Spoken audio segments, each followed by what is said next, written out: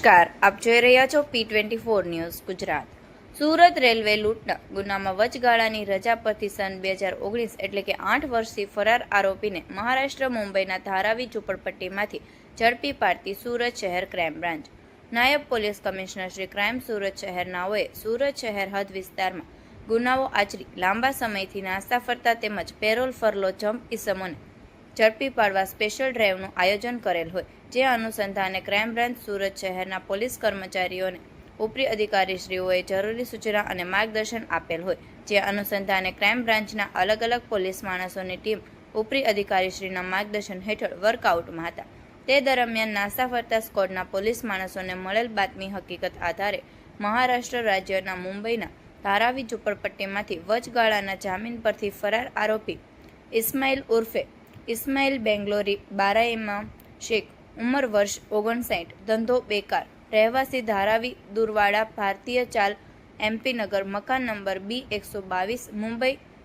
40017, મહારાષ્ટ્રવાળાને પકડી પાડી કાયદેસરની કાર્યવાહી કરી આરોપીનો કબજો સુરત લાજપોર મધ્યસ્થ જેલ ખાતે સોંપવા તજવીજ કરવામાં આવેલ છે। મજકૂર કેદી સુરત રેલવે પોલીસ સ્ટેશનમાં ઇપિકો કલમ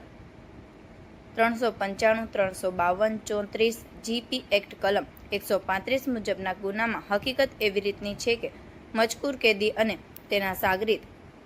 શેરાફત અલી, મોહમ્મદ અલી સૈયદ અને ખલીલ ઉર્ફે નીલકંઠ ઇકબાલ દિલાવર નાઓએ મળી તારીખ 5/3/2017ના રોજ સવારના 5 વાગ્યે મુંબઈ અમદાવાદ પેસેન્જર ટ્રેનમાં જનરલ કોચમાં ભેસ્તાન નજીક આવતા ફરિયાદીશ્રી અને સાહેદો મુસાફરી કરતા હતા। તે દરમિયાન કોચમાં ચઢી છરીઓ ધારણ કરી એકબીજાની મદદગારીથી પેસેન્જરોને ધમકાવી ₹30,300ના સામાનની લૂંટ કરી તેઓને રોકવાનો પ્રયત્ન કરતા છરીઓ બતાવી જાનથી મારી નાખવાની ધમકી આપી લૂંટનો સામાન લઈ નાસી ગયેલ હતા। સદર ગુનામાં મજકૂર કેદીએ પોતાના પુત્રનું અલ્સરનું ઓપરેશન કરાવવા માટે તારીખ 28/12/2018ના રોજથી દિન 5ની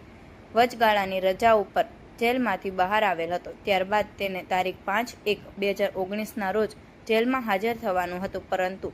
સમયસર જેલમાં હાજર ન થઈ ફરાર થઈ ગયેલ હતો। મજકૂર આરોપીને પકડી પાડવા માટે જેલ અધિક્ષક શ્રી લાજપોર મધ્યસ્થ જેલ સુરત ખાતેથી જાણ કરવામાં આવેલ હતી। મજકૂર કેદી મુંબઈ ધારાવી ઝૂંપડપટ્ટીમાં રહેતો હોય, જે ઝૂંપડપટ્ટી એશિયાની મોટી ઝૂંપડપટ્ટી હોય, તેમાં ઘણી ગલીઓ આવેલ હોય, જેમાં ભારત દેશના મોટાભાગના તમામ જ્ઞાતિના લોકો ત્યાં રહેતા હોય છે। તે ઝૂંપડપટ્ટીમાં કોઈ પણ ગુનેગાર વિશે પૂછપરછ કરવામાં આવે તો તેઓ કોઈ પણ જવાબ આપતા નથી, જેના લીધે ત્યાંથી આરોપીને પકડવું ખૂબ જ મુશ્કેલ હતું। તેમ છતાં ક્રાઇમ બ્રાન્ચની ટીમ દ્વારા સતત વર્કઆઉટ કરી ખાનગી રાહે છેલ્લા 6 મહિનાથી માહિતી મેળવવાનું ચાલુ રાખી હકીકત મેળવતા મજકૂર કેદી પકડાઈ જવાની બીકના લીધે કોઈ કામ ધંધો કરતો ન હતો અને તેની પત્ની અને દીકરો નોકરી કરતા હોય તેવી આવકમાંથી પોતાનું ગુજરાન ચલાવી આખો દિવસ ઘરમાં જ રહેતો હોવાનું જણાવેલ આવેલ હતું, જેથી ધારાવી ઝૂંપડપટ્ટીમાંથી પકડવા માટે